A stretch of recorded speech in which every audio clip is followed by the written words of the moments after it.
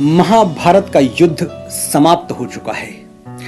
कुरुक्षेत्र कटे हुए मस्तकों और फटी हुई छातियों से भरा पड़ा है। कई दिनों से शव उठाए जा रहे हैं, फिर भी तिल रखने की जगह भी आज तक खाली नहीं हो पाई। 100 कौरवों की चिता जल के बुझ चुकी है, लेकिन गांधारी उन चिताओं का ताप अब तक महसूस कर रही है। मेरी और आपकी कहानी में कौरव खलनायक होंगे, गांधारी के लिए तो बेटे थे।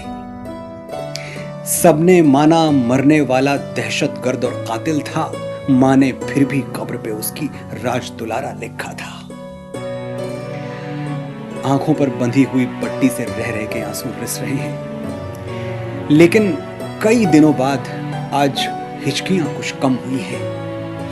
गांधारी के रुंधे हुए गले में आवाज वापस आई तो उनको याद आया उन्हें कुछ कहना है कृष्ण से। कृष्ण को संदेशा भेजा गया। वो आए, गांधारी को प्रणाम किया और प्रतीक्षा करने लगे कि गांधारी कुछ कहें, उन्हें बुलाने का प्रयोजन बताएं। हालांकि जो सर्वज्ञ हैं, सब जानते हैं, वो कृष्ण गांधारी का प्रयोजन न जानते हो, ये मानना कठिन है। बड़ी देर तक दोनों के बीच मौन की बर्फ जमी रही। फिर अचानक गांधारी के शब्दों में उस बर्फ का एक टुकड़ा पिघलने लगा। 100 पुत्रों को जन्म दिया था मैंने केशव, लेकिन जब धरती से जाऊंगी मेरी चिता को अग्नि देने वाला भी कोई नहीं होगा। मैं वो अभागन मां हूं जिसने 1 या 2 बार नहीं 100 बार अपनी कोह के फूलों को चिता की अग्नि में भस्म होते हुए देखा है। मैं 100 पुत्रों की माता होकर भी निसंतान मरूंगी, और इसका कारण तुम हो केशव, सिर्फ तुम। तुम चाहते तो महाभारत कभी ना होता। तुम चाहते तो मैं आज भी 100 पुत्रों की माता होती। तुम चाहते तो मैं इस मृत्यु तुल्य वेदना से बच गई होती, लेकिन तुमने चाहा ही नहीं केशव। तुम्हारी आंखों के सामने मेरे पुत्र एक एक करके स्वाहा होते गए, और तुम ऐसे देखते रहे जैसे तुम्हारे वश में कुछ था ही नहीं। मैंने तुम्हें भी पुत्रवत माना था केशव। विधाता साक्षी है कि मां कभी पुत्र को श्राप नहीं देती, और यदि दे दिया तो उस श्राप को झुठलाने की शक्ति स्वयं महादेव में भी नहीं होती। मैं महाराज धृतराष्ट्र की पत्नी, हस्तिनापुर की पूर्व महारानी, मैं वीर दुर्योधन की माता गांधारी तुम्हें श्राप देती हूं कि जिन आंखों से तुमने मेरी कोख उजड़ते हुए देखी है, उन्हीं आंखों से अपने पूरे वंश का सर्वनाश देखोगे। तुम्हारी आंखों के सामने यदुवंश का अंत होगा, और स्वयं तुम अकाल मृत्यु को प्राप्त होगे। कृष्ण पूर्ण परमेश्वर थे, लेकिन एक मां के श्राप को अस्वीकार करने का सामर्थ्य नहीं था उनके पास। सर झुकाकर उन्होंने गांधारी का श्राप स्वीकार किया और कहा, यदि आप ऐसा चाहती हैं माते, तो ऐसा ही होगा। और सचमुच यही हुआ। महाभारत युद्ध के 36 वर्ष बाद ही यदुवंश का अंत हो गया, और सच्चिदानंद कृष्ण, जिन्होंने अपने बाल रूप में कालिया नाग का मर्दन किया था, पूतना को प्राण दंड दिया था, वो एक साधारण शिकारी के हाथों मारे गए। महाभारत को 5000 वर्ष बीत चुके हैं, लेकिन गांधारी का आरोप आज भी हवाओं में झूल रहा है। कृष्ण चाह लेते तो महाभारत का युद्ध कभी होता ही नहीं। क्या ये आरोप सच है? और आज मैं इसी प्रश्न का उत्तर ढूंढने के लिए आपको ले चलूंगा हस्तिनापुर की उस राजसभा में, जहां कृष्ण शांति दूत बनकर पधारे हैं। द्वारपाल ने आवाज लगाई, महारथी, महावीर, सुदर्शन चक्रधारी मधुसूदन वासुदेव श्री कृष्ण पधार रहे हैं। महात्मा विदुर अपने आसन से उठे और भगवान श्री कृष्ण की अगवानी करते हुए उन्हें राजसभा में ले आए। कृष्ण ने पहला प्रणाम महाराज धृतराष्ट्र को निवेदित किया और शिष्टाचार का निर्वहन करते हुए अपने आने का प्रयोजन और अपना नया परिचय दोनों एक साथ कह दिया।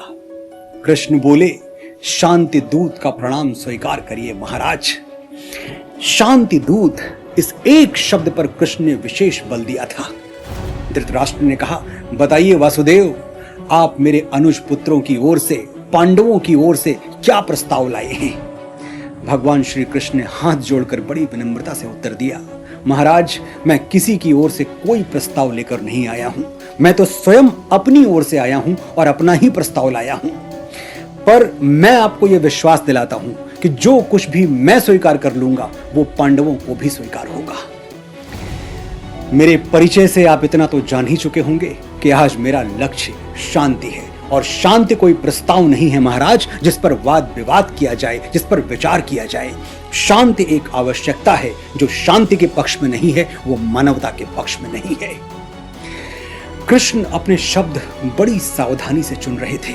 वो जानते थे कि हजारों वर्षों बाद उनके एक एक शब्द का विश्लेषण किया जाएगा और मानवता इस प्रश्न का उत्तर अवश्य ढूंढेगी कि महाभारत के युद्ध में कृष्ण की भूमिका क्या थी, आग लगाने वाले की या आग बुझाने वाले की।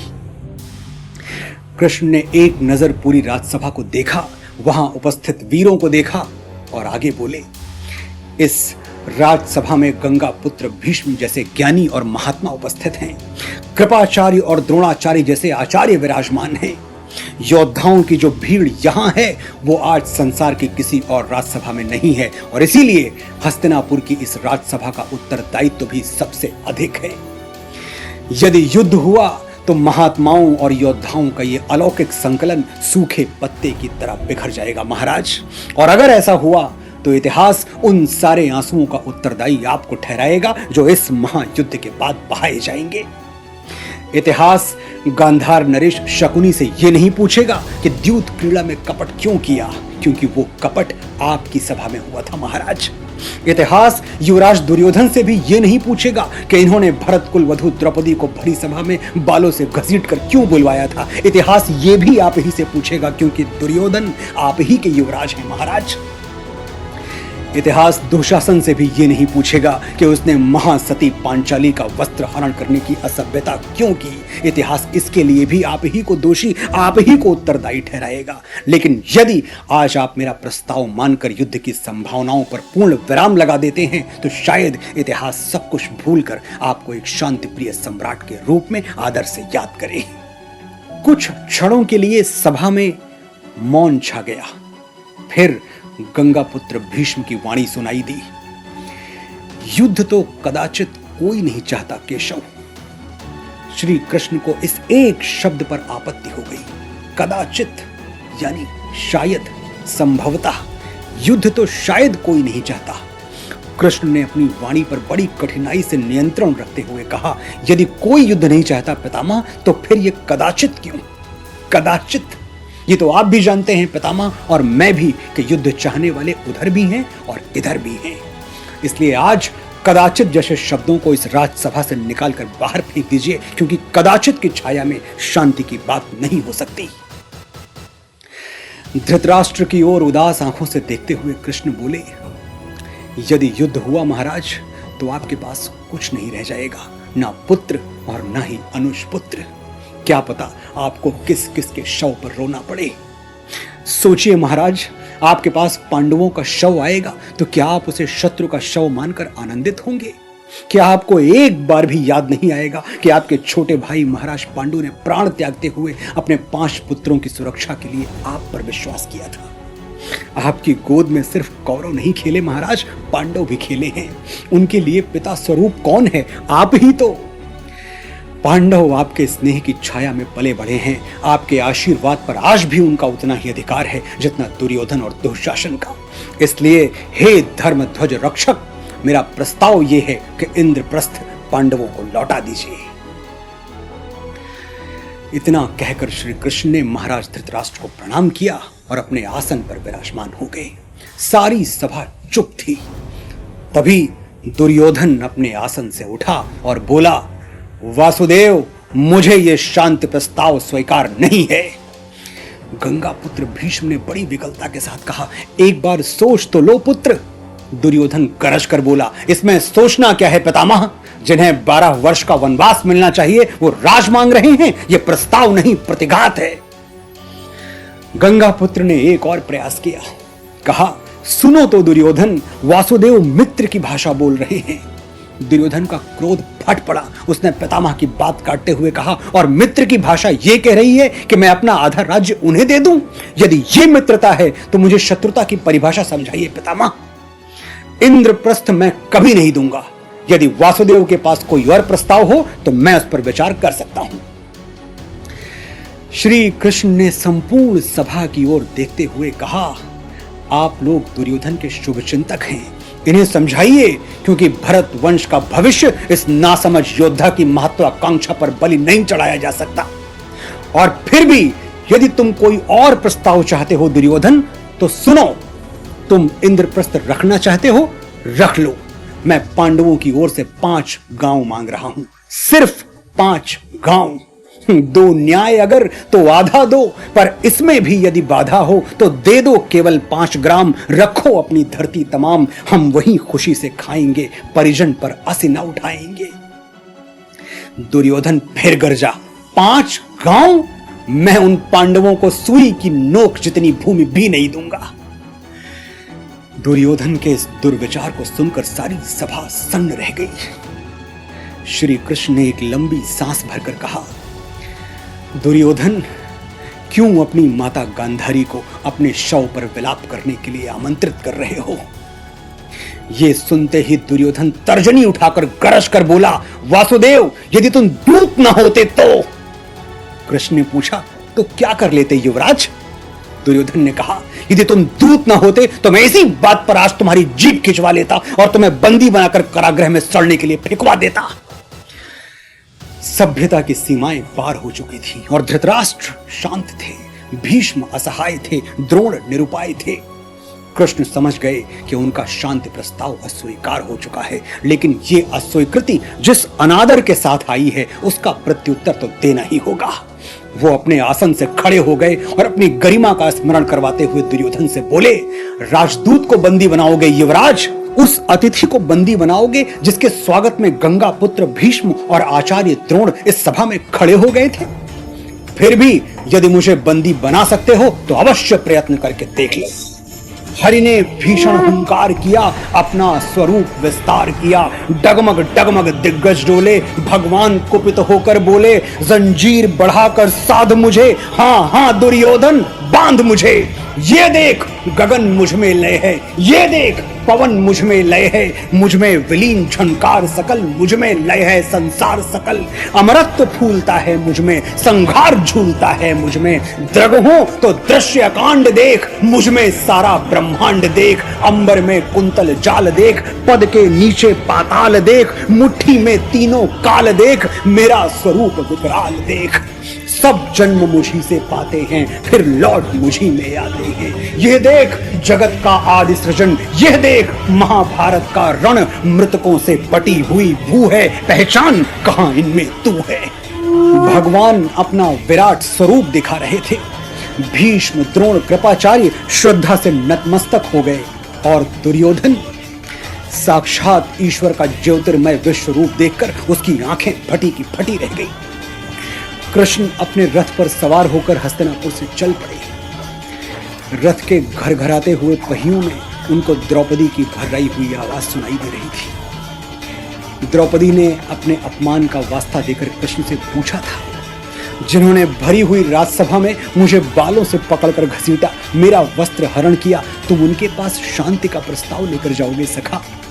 कृष्णा कहते हो ना, तुम मुझे सखी मानते हो, यही है तुम्हारा सखा भाव? और किस शांति की बात कर रहे हो तुम केशव? जब तक मेरे ये केश खुले हुए हैं, क्या कौरवों और पांडवों में शांति संभव है? फिर से सोच लो देवकी नंदन, जिसे तुम शांति कह रहे हो, कहीं वो आत्मसमर्पण तो नहीं? और यदि मेरे वीर पति और मेरे सखा आत्मसमर्पण का मन बना ही चुके हैं, तो मैं यज्ञ की ज्वाला से जन्मी याज्ञसेनी द्रौपदी अपनी मर्यादा का आत्मसमर्पण करने से इनकार करती हूं। यदि धर्मराज युधिष्ठिर, धनुर्धर अर्जुन, गदाधारी भीम, महारथी नकुल और सहदेव शांति चाहते हो, तो वो अवश्य अपने स्वाभिमान से शांति का मूल्य चुका दें और खरीद ले शांति। मेरे इन खुले हुए केशों के लिए मेरे बूढ़े पिता महाराज द्रुपद दुशासन की छाती का लहू ले आएंगे। मेरा जवान भाई धृष्टद्युम्न कर्ण की जिह्वा काटेगा और मेरे 5 महारथी पुत्र दुर्योधन की जंगा तोड़ के मेरे भंग हुए मान का प्रतिशोध लेंगे। पांचाली का स्वाभिमान न उसके पतियों की दया पर टिका हुआ है, न तुम्हारी कृपा पर। कृष्ण अवाक द्रौपदी का दारुण रूप देख रहे थे। वो जानते थे द्रौपदी का शब्द शब्द अक्षरशः सत्य है, लेकिन वो शांति का अंतिम प्रयास किए बिना रह गए तो भविष्य उनके चरित्र को संदेह की दृष्टि से देखेगा, ये भी वो जानते थे। द्रौपदी के कंधे पर करुणा से हाथ रखकर केशव बोले, तुम्हारे ये खुले हुए केश में देख रहा हूं पांचाली, इन केशों में भरी हुई कुरु राजसभा की धूल भी मैं देख रहा हूं और उस धूल की दुर्गंध भी मुझ तक आ रही है। फिर भी कृष्ण, शांति तो शांति है। हारी हुई द्रौपदी ने अपने आंसू पूछते हुए कहा, जैसी आपकी इच्छा केशव, लेकिन शांति का प्रस्ताव देते हुए ये मत भूल जाना कि दुशासन के मैले हाथों ने मुझे छुआ था, दुर्योधन ने मुझे देखकर अपनी जंघा पीटी थी और कर्ण ने कुरुओं की कुल वधू को भरी सभा में वेश्या कहा था। बस मेरी वेदना याद रखना केशव। जाओ मेरे शांति दूत, मेरे लिए तुम्हारा जो कर्तव्य था, आज मैंने उस ऋण से तुम्हें मुक्त किया। द्रौपदी की पीड़ा से नजर फेर के कौरवों की सभा में शांति दूत बनकर जाना कितना कठिन था, ये कृष्ण की अंतरात्मा ही जानती होगी, लेकिन फिर भी कृष्ण गए। हस्तिनापुर की सभा में कृष्ण के शांति प्रस्ताव का क्या परिणाम हुआ आप सुन चुके हैं। क्या कृष्ण ने सचमुच महाभारत का युद्ध टालने का प्रयास नहीं किया? क्या माता गांधारी का आरोप सत्य था? ये निर्णय मैं आपके विवेक पर छोड़ता हूं। आपने बड़े धैर्य और बड़े ध्यान से सुना। आभार।